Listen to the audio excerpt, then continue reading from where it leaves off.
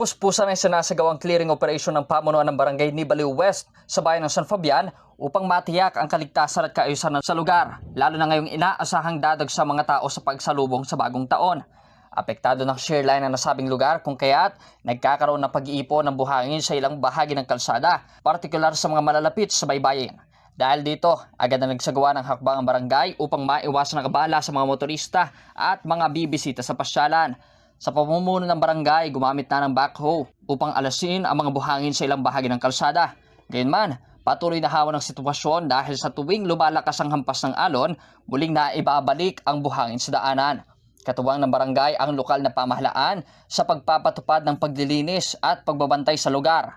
Patuloy ding pinag-aaralan ang iba pang hakbang upang mas maging epektibo ang clearing operation. Layunin ng mga hakbang na ito na matiyak na maayos, ligtas at handa ang lugar bago sumapit ang bagong taon, lalo na para sa mga residente at turistang inaasahang dadalaw sa nasabing pasyalan. Actually, pagkatapos noon, alos 1 week eh.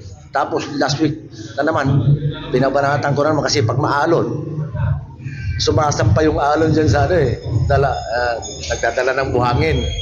Kaya kamakailan, nagpabakto na naman kami, nagpa-loader na naman kami para makadaan yung mga para hindi lumubog. Ulit-ulit yan na lang, paulit-ulit. Sana dumating na yung loader namin dito kasi yun yung EIP namin yung 2025 para laging malinis na.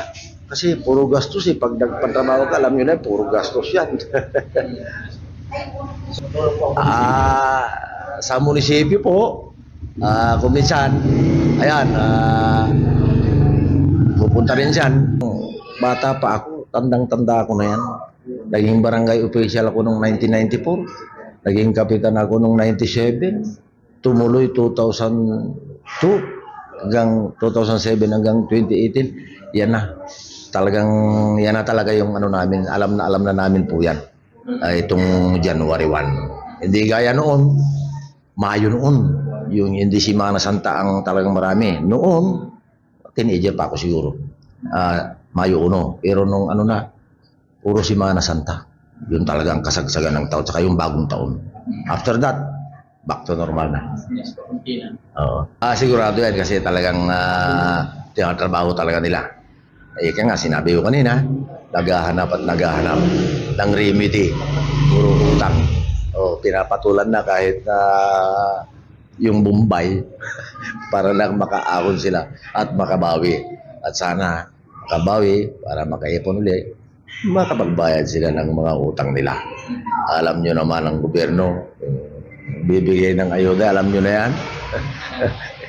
Kumbaga, kapiranggot, alam na natin yan. Kaya, ganun buhay dito sa amin talaga.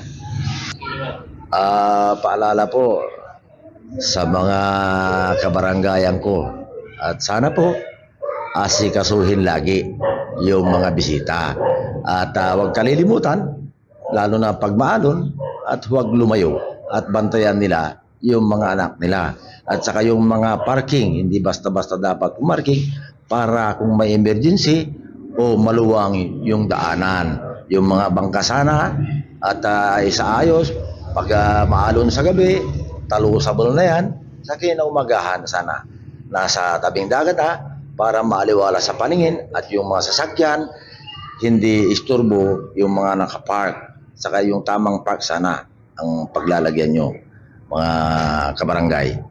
Para sa programang Good Morning Philippines, Patrol numero 4. Bombo Justin Ramos nag-uulat. This is Bombo Radio Philippines, the #1 and most trusted source of news and information. Basta Radio. Bombo!